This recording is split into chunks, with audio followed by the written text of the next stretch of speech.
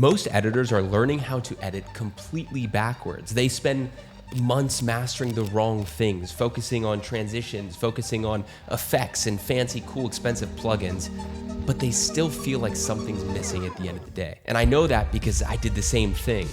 Until I realized the secret isn't about learning more.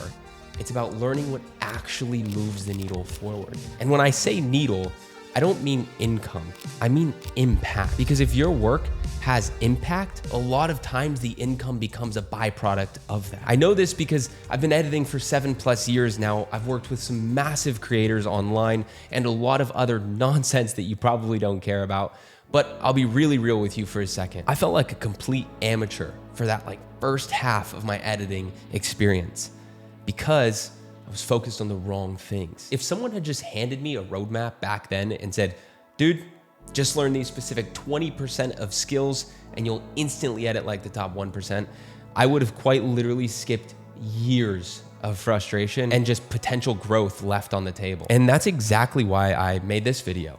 And by the way, if you're really serious about building editing skills, then I made a completely free checklist of really important things that I always make sure I go through while working on an edit to ensure that I'm truly editing for emotion and for story.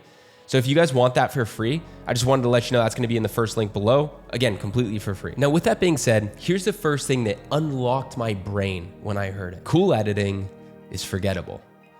Emotional editing, it's what people remember. Let me explain. Most beginner edits look like they were made by someone trying to impress, not to communicate. I was the same, I get it. I'd drop in some cinematic B-roll, I'd drop in a ton of overlays, some flares, because what the heck. Then I'd top it off with some cool glitch text, but the video felt hollow. It was only after reading the book, The Art of the Cut, that I truly realized something important. Don't try to make it look cool. Try to make someone feel something. That hit me. Editing, it's like composing music. You're setting rhythm, tension, and release. Even just slowing down a cut or holding a silence can literally give your video so much weight. I just wanted to show you an example of this in action. The gravity and the weight of silence rather than sound. What better example to look at than one of my favorite films, Interstellar. I threw Interstellar in the timeline and I did some sound design. Now I want you guys to watch this with sound design. And then I wanted you to watch it the way it was meant to be, which was the final live action version, which was without any sound design. So I'm just gonna play this. I'm gonna first do the version of sound design. So I went and I sound designed this entire scene. So you could see here. And I'm gonna show you just how much better it is actually without the sound design. Dr. Mann, listen to me. This is not about my life or Cooper's life. This is about all mankind. There is a moment.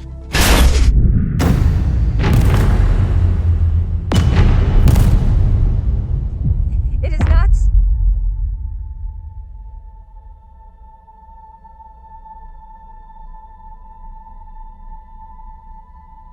Oh my God. That was great. It reminded me a lot of a Michael Bay film, kind of, right? That's something that we'd maybe see in one of those types of films directed by one of those types of directors. And there's nothing wrong with that.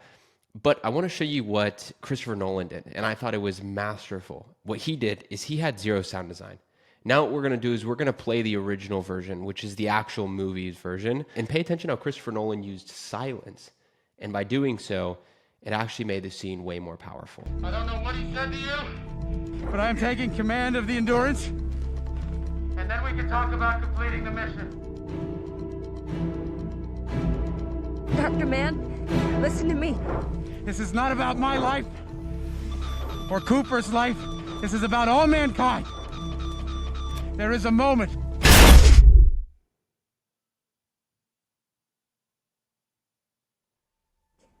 It is nuts.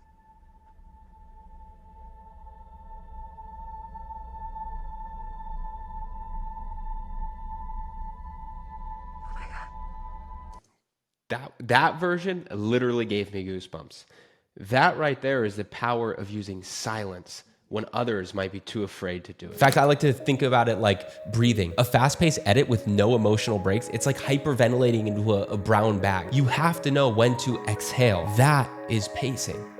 Okay, so if emotional storytelling is the engine, then this next principle is the GPS that keeps viewers from getting lost, or worse, just clicking off the video. And it's something that nobody really talks about. See, a lot of times people don't click off of a video because they're bored. They click off of a video because they're confused. They're confused on why they should care, confused on where the story's even going, confused on what in the world just happened. Your job as a creative, as an editor, is to consistently and constantly answer the viewer's subconscious question, which is, why am I still watching? One trick that I love to use for this is called visual breadcrumbs, which basically just means previewing what's coming up. And my favorite way to do this is simply with just a tonal shift. But you can creatively do anything that signals to the viewer, don't leave just yet. Now, another tip here is to make sure every single cut gives them a dopamine trip, especially if we're talking about the YouTube landscape. And this can be even very subtle changes. As I said, it could be as little as a tonal shift, like in the music. It could be opening a subtle curiosity loop to take us to the next idea. And the reason we do this is because it creates motion. Humans follow motion. With that being said, let's bring it down to something even more practical, because there's a tiny set of cuts that separates amateur editors from pro editors. And if you learn just these early on, your edits instantly level up. And what I'm about to say is not revolutionary. It's a lot of basic cuts that honestly you should probably already know, but they make a massive difference. But before I go ahead and tell you those, I want you to fundamentally think about cuts in a very specific way, especially when it comes to the cuts that I'm about to tell you. And when it comes to those kind of cuts, I like to think of these like grammar in a sentence. You have J cuts, which basically is when the audio starts before the video. Then you have L cuts, when the audio carries over after the video. And then you have jump cuts, which is removing the fluff without losing flow. See, most people just cut to cut, but great editors cut like they're sculpting thought. Most editors will just use like the Premiere Pro's built-in AI to auto cut without cleaning it up. That's fine if you clean it up after. The A roll is where I spend most of my time because it's the part where I'm sculpting the emotion. I'm choosing the direction. Think about it in really basic terms.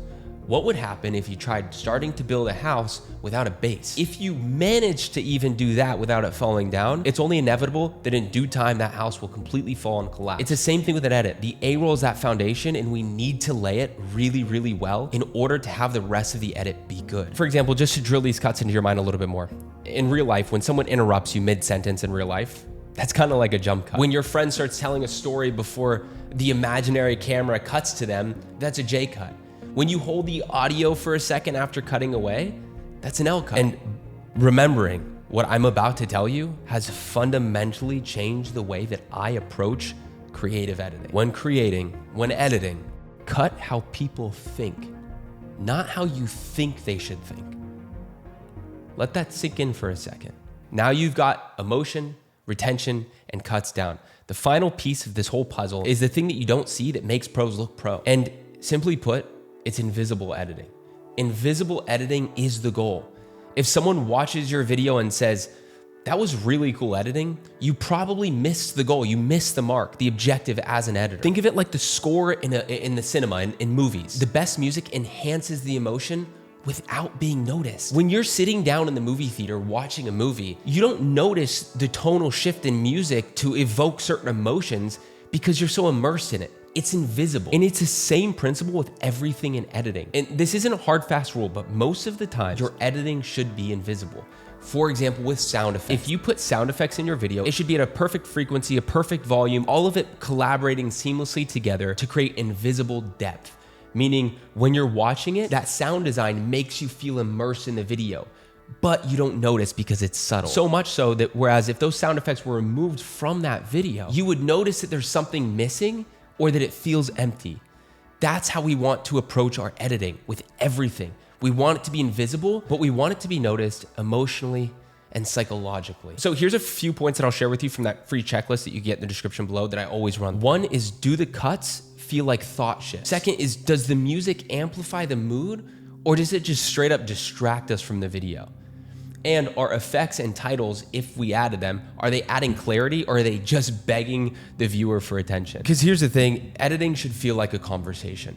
In a normal conversation, if someone is using physical gestures or if they're blinking normally, you don't notice it.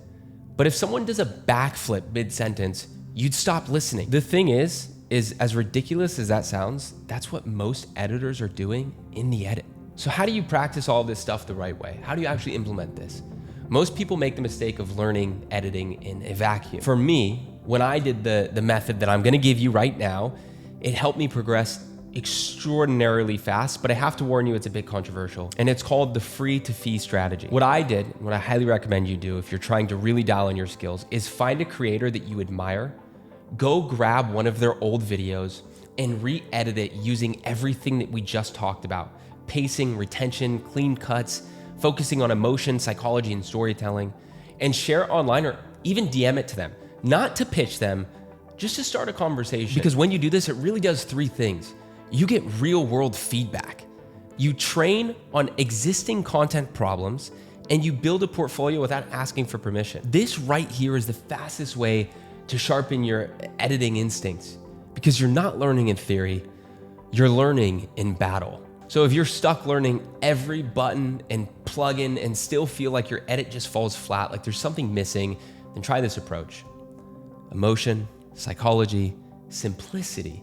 And if you want to fast track all of this, then you could check out my school community below called Creator Launch 2.0, where I teach and go in depth on all of this. Or if you can't invest a few bucks into your knowledge right now, totally fine. I have that free checklist below. With that being said, if you want to learn the top concepts that will change your pacing and your structure of how you fundamentally go about editing, then you could watch this video next.